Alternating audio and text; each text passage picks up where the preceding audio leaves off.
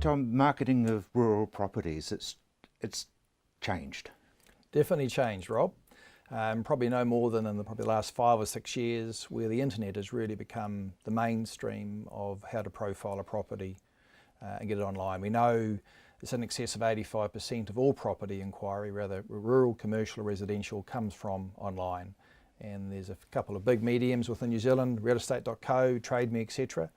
And that's their area of expertise, and your property has to be online and has to be in lights and showcase the best possible way to attract the audience it needs. So the old core flute at the gate doesn't really do it anymore. Oh, I think it's still important. I think one of the surprising factors is the local buyers in New Zealand. There's a lot of property is transacted in New Zealand from neighbours, those driving through town to see a property or the opportunity that might present itself. So the old sign out the front, still very valuable, but the online presence is by far the most important attribute to have of your property today. Individual agents and their network. Vital.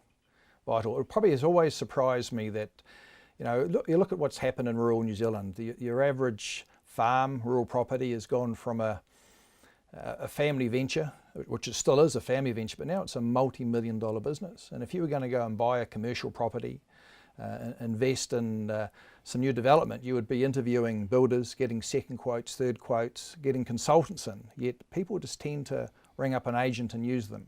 You should be asking questions of how big their database is, how wide their global reach is, to maximise the hard work, sweat and tears you've put into building this rural property up. That's interesting. You should interview your prospective agent. Absolutely. I think the industry is changing. If you come back to why do you engage the services of a real estate agent to sell your farm? It's to market the property to the widest possible audience and negotiate you the best possible price. You've worked a lifetime to build this asset up, and you might have some good friends, colleagues, or people that refer you someone. That's great. Referral business is fantastic. But you and your business partners, business owners, have to be confident that the person you're engaging to sell your business, now I'm saying it's a business, is vital. And you need to see some proof of the evidence of what their success has been. And it's all very well saying you have a big database, but you want to see some proof in the pudding to make sure you're maximising that price. So how many properties are we talking about in a year? Well, the New Zealand market in rural New Zealand is worth about $10 billion.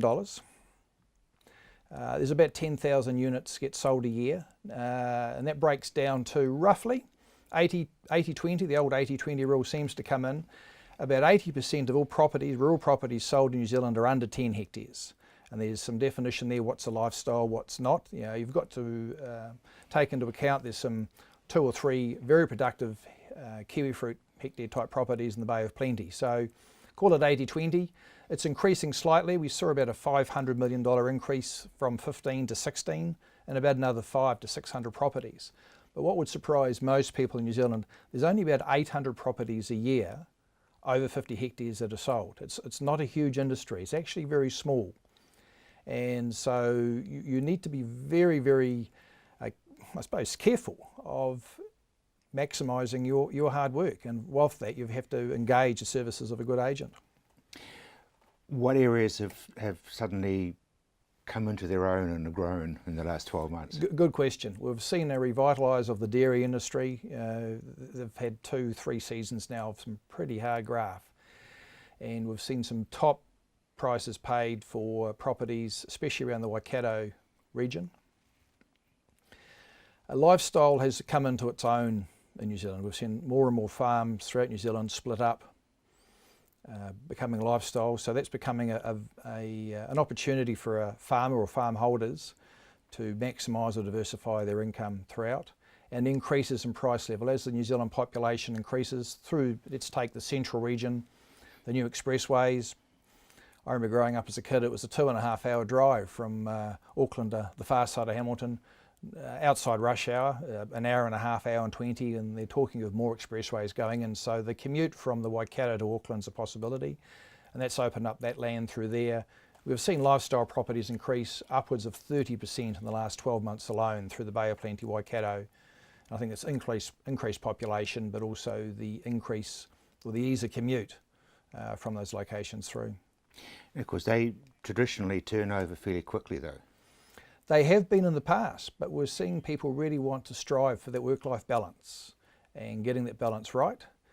We've seen a slight decrease in recent times as the prices in the Tauranga Bay of Plenty, Western Bay, through the Waikato have increased to a level that there's not much between the prices now in Auckland for a lifestyle property and the Waikato Central. That's probably applicable through the Hawke's Bay. In fact, I was down there at an auction recently, and the comment from an Auckland buyer was they were surprised how expensive lifestyle properties were in the Hawke's Bay and compared it to Auckland. So we're really seeing quite a change throughout the crop industry. As the global population increases, we're seeing more and more demand for people wanting to diversify their portfolio on the rural spectrum and secure land to grow their crops for the future, which is a good thing for New Zealand. So let's go back to marketing. What do you suggest or recommend? Well, that's a good question also, and it's probably one that could be debated over many of a beer.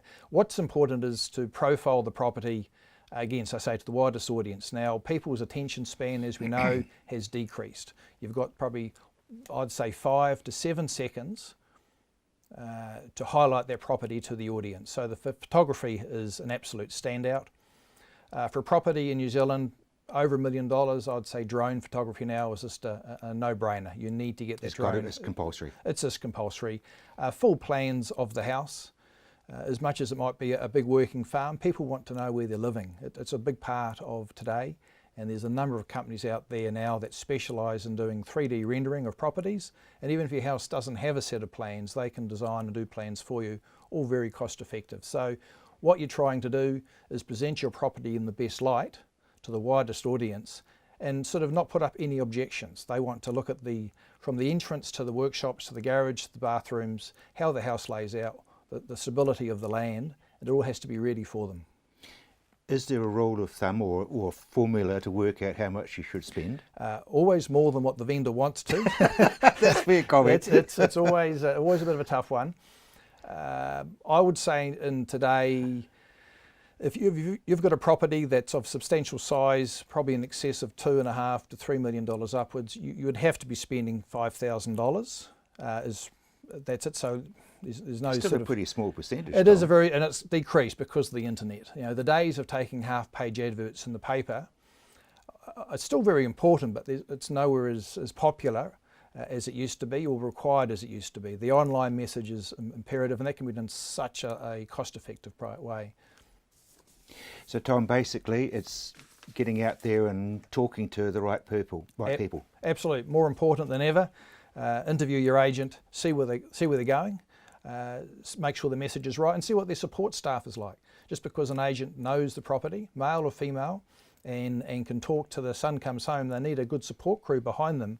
They actually do the admin and get the marketing, and that's social media. I don't know about you, Rob, but I'm a bit limited on that social media. And it'd be fair to say the younger generation do a lot better job, and that's vital in today's world. Tom, thank you very much. Pleasure, indeed. Rob. Thank you. Mo here had a recent conference, and we caught up with Jackie Freeman to find out how it went.